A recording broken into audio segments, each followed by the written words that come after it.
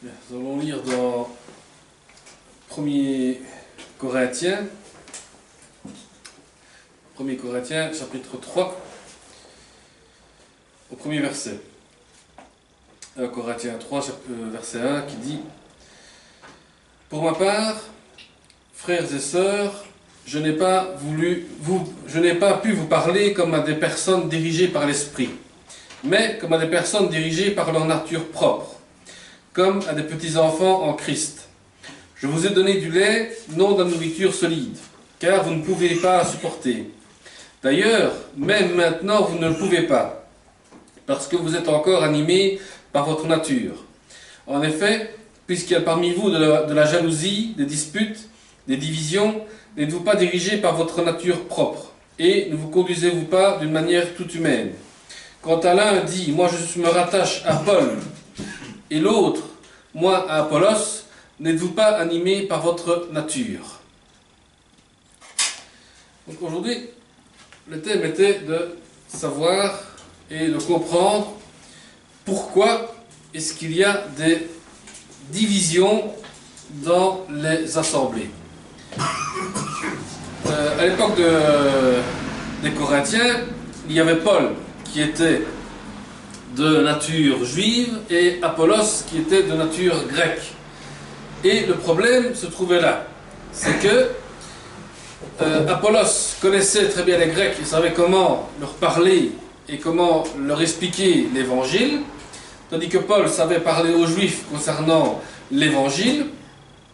Et il s'est passé qu'à un moment donné, un des deux groupes se sont réunis et ont dit: nous préférons Apollos que Paul, ou nous préférons Paul que Apollos. Et c'est de là que vient la division, parce que un explique mieux que l'autre, ou l'autre est de la même nature que l'autre, et cela commet des divisions et des choses qui ne sont plus de Dieu.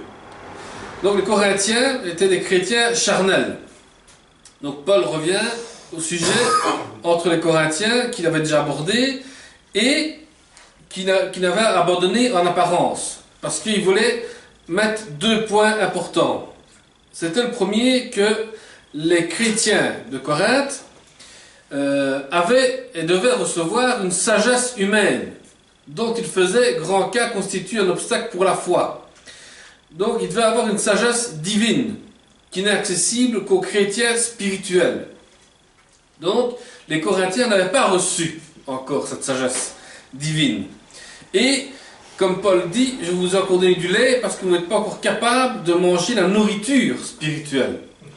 Parce qu'ils ne comprenaient pas que la parole de Dieu était un commandement que nous devons suivre chaque jour et continuer à vivre aussi. Donc les Corinthiens se comportaient de manière spirituelle, mais ils étaient charnels.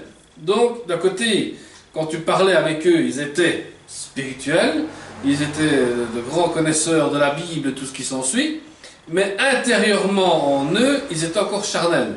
Donc ils voulaient que les choses spirituelles se fassent seulement en gardant leur propre pensée et leur propre nature à eux, sans suivre évidemment et être guidés par l'Esprit de Dieu. Donc c'est pour ça qu'ils n'étaient plus des hommes naturels, parce qu'ils n'ont pas reçu, ils étaient des hommes naturels parce qu'ils n'ont pas reçu l'Esprit. Donc ils étaient sauvés seulement que par la grâce de Dieu, mais ils avaient reçu aussi le Saint-Esprit, mais ils ne se sont pas soumis à la volonté de l'action de l'Esprit. Ils se laissaient guider par des principes humains. Et dès lors, Paul n'avait pas pu leur communiquer les profondeurs de la sagesse de Dieu, parce que l'homme naturel et l'homme spirituel, et il y a l'homme charnel. Il y a l'homme naturel, qui est celui qui vient, qui écoute la parole de Dieu. Il y a l'homme spirituel, qui lui est en communion et soumis à l'autorité du Saint-Esprit, et soumis aussi au commandement de Dieu. Et l'homme charnel, qui lui montre le côté spirituel, mais d'un autre côté, son monde spirituel doit être mis selon sa volonté à lui, sans l'action du Saint-Esprit, selon son action à lui. Et cela a fait que, il s'est passé, comme Paul a dit, il y a de la jalousie, il y a des disputes entre vous, des disputes de mots concernant la parole de Dieu, et tout ce qui s'ensuit, et puis après, il se passe des divisions dans l'Église, un pense ceci, l'autre pense cela, et puis personne ne se met en accord dans le même esprit. C'est ainsi que les divisions commencent et règnent souvent dans des assemblées qu'on ne peut imaginer. Donc on trouve ici les trois états possibles de l'homme devant Dieu. On a parlé d'abord de l'homme naturel. L'homme naturel est irrégénéré, dépourvu de connaissance et d'intelligence de pensée de Dieu, et est conduit par sa propre nature. C'est-à-dire que c'est l'homme qui, lui, recherche à être régénéré par Dieu, ne connaît pas Dieu, a un manque d'intelligence sur la pensée de Dieu, et se laisse conduire par ses propres pensées à lui. Ça, c'est l'homme naturel. Lui, il ne connaît pas Dieu et se laisse conduire par sa propre nature. Tandis que l'homme spirituel, lui, possède le Saint-Esprit et se laisse diriger par le Saint-Esprit. C'est-à-dire qu'il se laisse conduire par l'Esprit Saint afin de pouvoir enseigner et dire les choses comme Dieu le demande, doivent être dites comme Paul l'a écrit, et que l'Église doit suivre ce que le Saint-Esprit demande. Tandis que le croyant charnel, qui lui a une vision extérieure spirituelle, se fait croire qu'il est spirituel mais qu'il ne l'est pas, parce qu'il ne vit pas selon la parole de Dieu, mais cède au mouvement de la chair, selon la première manière de vivre, pour diriger ses pensées, ses paroles, ses actes. Et les Corinthiens étaient plus charnels que spirituels, donc les Corinthiens étaient encore des petits-enfants en Christ. Ils n'avaient pas encore connu et même n'avaient pas encore été nourris spirituellement de la parole de Dieu.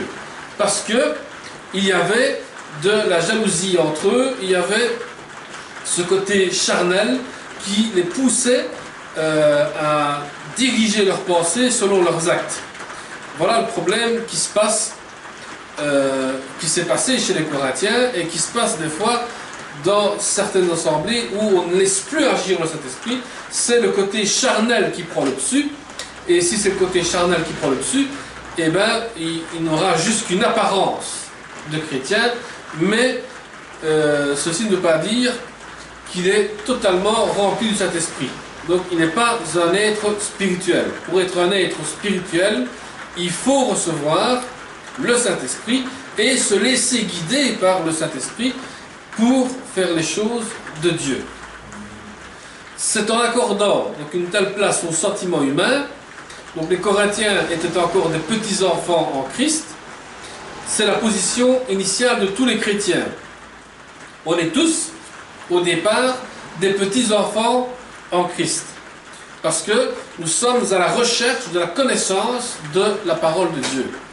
Nous ne sommes pas là pour diviser les membres de l'Église, mais nous sommes là pour unir les corps dans l'assemblée. Que tout le monde puisse former un seul corps et former le corps du Christ. C'est comme si on prend un squelette humain, si on bouge une partie des os du squelette humain, le squelette ne peut plus fonctionner convenablement. Il manque une partie. Donc il faut que tout soit uni comme un squelette. Mais comme tout le corps naturel se développe, il existe aussi une croissance dans le domaine spirituel. C'est comme quand on a un enfant qui se développe, et nous, spirituellement parlant aussi, nous devons nous développer dans la parole de Dieu, dans la connaissance et la profondeur de la parole de Dieu. Quand nous la lisons, il faut comprendre quelle est la pensée de Dieu quand il a écrit certaines choses dans la Bible. Et ne pas seulement penser avec sa propre idée humaine. Celle-ci faisant manifestement défaut chez les Corinthiens, Paul ne peut pas leur proposer d'autre nourriture que le lait. Donc un aliment spirituel constitué de choses élémentaires de la foi. Donc il ne savait pas leur parler de la foi en Jésus-Christ, tant que eux n'étaient pas encore prêts spirituellement parlant. Parce qu'il y avait trop de jalousie, il y avait trop de critiques les uns envers les autres, il y avait trop de problèmes, de division dans cette église pour qu'ils puissent avoir la chose élémentaire, la foi. Donc ils ne pouvaient pas assimiler la nourriture solide, les aspects les plus élevés de la vérité. Donc l'apôtre ne pouvait pas leur communiquer le mystère de Christ, déployé de manière si merveilleuse. Donc il écrivait, rien n'avait changé quant à leur état, parce qu'ils étaient toujours charnels. Donc tant que, si la personne ne bouge pas ce côté charnel de sa vie, il ne peut pas rentrer dans le côté spirituel. Parce que si il veut rentrer dans le côté spirituel, il doit se soumettre à la parole de Dieu. S'il se soumet à la parole de Dieu, il entre alors dans le côté spirituel et connaît les éléments de la foi et le mystère de Christ. Pour connaître le mystère de Christ, il faut rentrer dans le monde spirituel, c'est-à-dire laisser rentrer dans les idées que Dieu donne aux pensées et notre esprit. C'est-à-dire qu'il faut se laisser guider par l'Esprit de Dieu. C'est pour ça que Dieu a envoyé le Saint-Esprit, pour que nous puissions comprendre la parole de Dieu et pouvoir l'approfondir. Mais les conséquences dans les assemblées comme celle de Corinthe, c'est qu'il y avait des envies et des querelles. Et Paul souligne de nouveau les fruits de leur comportement charnel, parce que certains avaient envie d'enseigner la parole de Dieu à leur façon, d'autres n'étaient pas contents de ce que l'autre enseignait, et ceci amenait à faire des querelles entre eux, à avoir des disputes entre eux, et aussi des jalousies, parce qu'un était plus spirituel que l'autre, l'autre ne l'aidait pas à grandir spirituellement, et ceci fait que s'il n'y a pas un suivi spirituel chez les personnes, eh bien, il y a ce moment de division qui va se créer parce que on ne cherche pas à aider l'autre à grandir spirituellement. Donc, il y avait parmi eux de l'envie, des querelles, au lieu de se servir mutuellement dans l'amour, comme il convient à tous les croyants, ils se portaient envie les uns aux autres. Et de cette jalousie naissait un esprit de parti et de querelle. La jalousie, si on se rappelle bien, a conduit Caïn au premier crime contre son frère Abel. Il a amené les Juifs à accuser le Seigneur Jésus et à le crucifier, parce que la jalousie de nos jours est la source fréquente de désaccords dans les assemblées. Quand il y a une jalousie spirituelle qui s'installe dans une assemblée, directement, il y a cette division qui commence à se créer. Parce que cette personne-là est plus spirituelle que moi, cette personne-là est plus intelligente que moi, je n'accepte pas, et alors, eh ben, il se passe que nous faisons alors des dégâts spirituels, on détruit l'autre spirituellement parlant, et on ne le fait pas grandir, et on ne laisse pas non plus accomplir les dons qu'il a reçus de Dieu pour l'assemblée qui doit grandir. Parce que le sentiment de jalousie concerne toujours les dons spirituels. Chacun a des dons qu'il a reçus de Dieu. Et d'autres sont jaloux. Parce qu'il y en a qui ont des dons de guérison, il y en a qui ont des dons de prière, il y en a qui ont des dons pour la louange, il y en a qui ont des dons pour chasser des démons, il y en a qui ont des dons pour plein de choses. Et ceux qui ont voulu ces dons-là et qui n'ont pas reçu sont jaloux. Et dans cette jalousie, eh ben, il se fait que leur propre don qu'ils ont reçu n'a plus aucun effet parce qu'ils sont guidés par un esprit de jalousie et non par un esprit d'amour. Parce que si on voit que quelqu'un a un don pour faire quelque chose dans l'assemblée, il faut le laisser développer son don et le guider avec amour qu'il puisse continuer à nourrir ce don qu'il a reçu. Donc, pour acquérir plus d'importance, certains frères de Corinthe se rangeaient derrière les conducteurs estimés comme Apollos ou Paul. sans que ceux-ci l'aient voulu. Ce n'étaient pas les conducteurs qui désiraient attirer des croyants après eux, mais les croyants eux-mêmes qui cherchaient un avantage personnel en se prévalant d'hommes considérés. Les Corinthiens agissaient comme des hommes de ce monde. En se déclarant les ardents partisans de la doctrine de certains frères, ils se combattaient en fait mutuellement. C'est-à-dire que les Corinthiens, quand ils voyaient Apollos ou quand ils voyaient Paul, eh bien, ils voulaient se montrer, nous savons faire des choses que les autres ne savent pas faire. Nous sommes prêts à faire comme toi tu fais. Et bien souvent, on voit ça aussi des fois, des chrétiens qui vont vers leur pasteur et qui disent, moi je prie, moi je suis un chrétien honnête, je suis un chrétien comme ceci. Ils veulent être le petit chouchou du pasteur et malgré tout, ils sont encore des bébés spirituels parce qu'ils n'ont pas grandi dans la parole de Dieu et ils n'ont pas compris non plus que le Saint-Esprit te guide à faire les choses que tu dois faire. Et ce n'est pas en courant derrière ton pasteur que tu vas avoir les dons spirituels.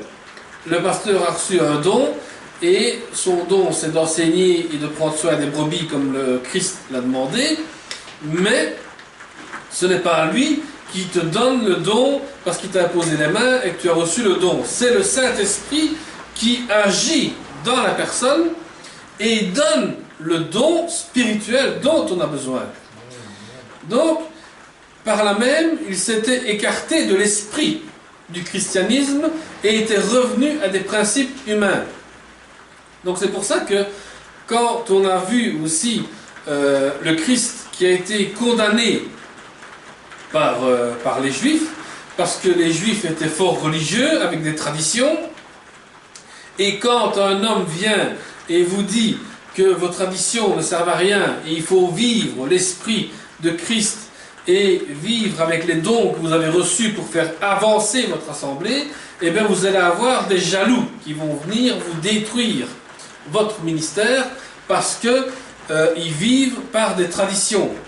Et ici, la foi chrétienne condamne l'homme naturel et le met de côté par l'œuvre de la croix.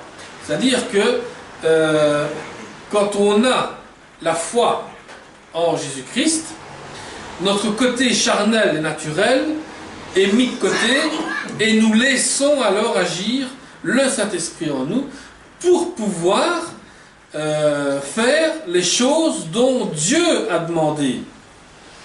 Parce que le croyant est uni à un seul Seigneur qui est ressuscité et possède cet esprit, source de force de la vie nouvelle. C'est-à-dire que si nous croyons réellement que Jésus-Christ est mort, ressuscité d'entre les morts, et nous a donné le Saint-Esprit, eh bien, alors là, nous sommes unis au Seigneur. Nous sommes dans l'unité, dans le Seigneur.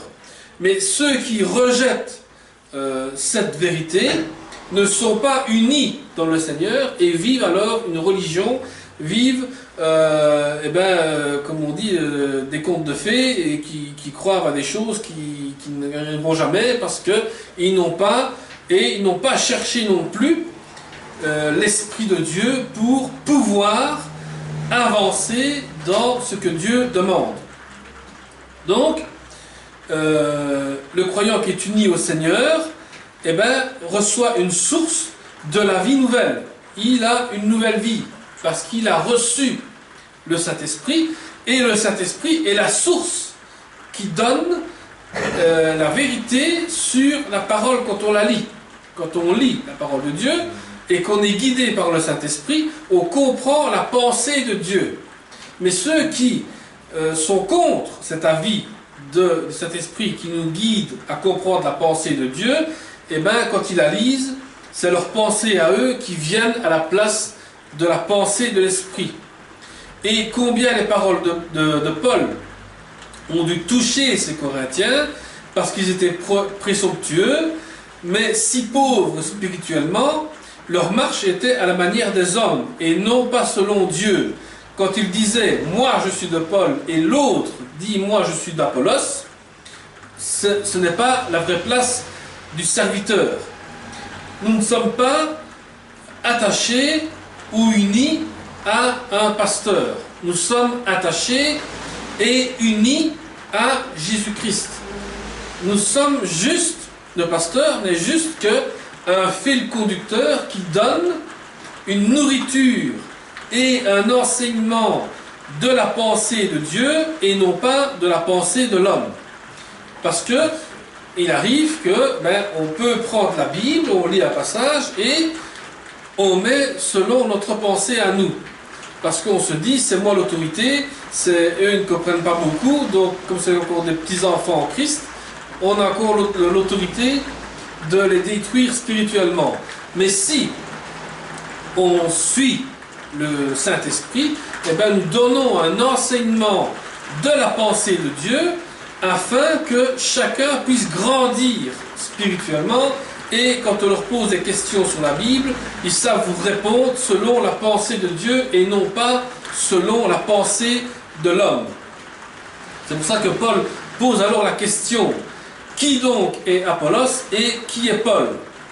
Et ces frères doués, élevés contre leur gré au rang des chefs de parti, ne s'attribuent aucun mérite, parce qu'ils ne savent pas répondre eux-mêmes à la question de Paul. Qui est donc Apollos et qui est Paul pour vous? Ces gens-là ne savent plus dire de quoi ou comment, parce qu'ils se sont attachés à un homme et ils ne savent pas répondre pourquoi ils s'attachent tant à Apollos ou à Paul. Ou ils s'attachent et ils disent oui, mais il nous enseigne bien et il nous fait comprendre la parole de Dieu. Mais Paul leur fait comprendre que ce n'est pas à s'attacher à eux, mais s'attacher à Christ et de grandir avec le Christ. Et en agissant ainsi, ils suivaient l'exemple de leur Seigneur qui, lors de la contestation des disciples, pour savoir lequel d'entre eux serait estimé le plus grand, il leur montre clairement que le plus grand est celui qui sert. Lui-même est au milieu d'eux, comme celui qui sert, tout en étant le Seigneur sur toutes choses. Jésus était un serviteur. Il a servi ses apôtres, il a servi ses disciples. Et pour être le plus grand dans le royaume de Dieu, c'est celui qui sert son prochain et qui l'aime comme Dieu l'a aimé. C'est pour ça que Christ dit: aimez-vous les uns les autres et servez-vous aussi les uns les autres. Qu'on puisse servir les autres, spirituellement parlant, à les faire grandir dans la foi. Et c'est comme serviteurs que les apôtres avaient été les instruments de la conversion des Corinthiens. Sans doute leurs dons et leurs services particuliers différaient de l'un à l'autre, mais ces spécifiés étaient l'affaire du Seigneur. Tous les deux avaient accompli leur tâche respective comme serviteurs de Dieu. Paul avait été pour implanter des églises. Son don et le service qu'il devait faire pour le Seigneur, c'était d'enseigner, de convertir des Juifs au christianisme, et Apollos, c'était de convertir les Grecs au christianisme aussi, et ainsi avec leurs dons qu'ils avaient reçus. Et tous deux ont fait du bon travail et ont été des instruments de conversion. Et nous sommes appelés à être des instruments de conversion le jour où on a reçu le Saint-Esprit et qu'on sert le Seigneur comme il nous l'a demandé. Et dès qu'on a servi le Seigneur tel qu'il nous a demandé, nous sommes alors ses instruments, nous sommes ses serviteurs. Nous sommes tous des serviteurs. C'est vrai qu'on a peut-être un titre de pasteur, d'évangéliste ou autre, mais ce n'est qu'un titre qu'on a reçu, mais il faut toujours se rappeler que nous sommes des serviteurs appelés à être au service du Seigneur et d'accomplir la tâche respective que Dieu nous a donnée. Nous sommes appelés à respecter ce que Dieu nous a donné comme tâche pour le servir. Voilà, nous allons prier pour conclure. Seigneur, nous te remercions, nous te bénissons encore, Seigneur, pour ta parole. Seigneur, fais de nous tous, Seigneur, des serviteurs et des servantes de ton nom, Seigneur, car nous sommes appelés à te servir. Seigneur, que chacun de nous qui sont appelés à te servir avec les dons spirituels que tu nous as donnés, soit toujours guidé par le Saint-Esprit. Non pas guidé par la pensée de l'homme, ni même, Seigneur, que toute chose soit guidée par un homme, mais guidé par ton esprit, guidé par toi. Car, Seigneur, tu as donné le service, Seigneur, comment montrer, se servir les uns les autres, Seigneur, par ta parole, et tu as donné l'exemple d'être un serviteur. Seigneur, que chacun de nous puisse se sentir libre, Seigneur, par le Saint-Esprit, d'être une servante ou un serviteur de ton nom, Seigneur, et accomplir la tâche que tu lui as donnée de faire. Et que chacun le fasse avec amour et avec sagesse, Seigneur, dans ton nom. Dans le nom de Jésus-Christ. Amen. Amen. Merci. Amen.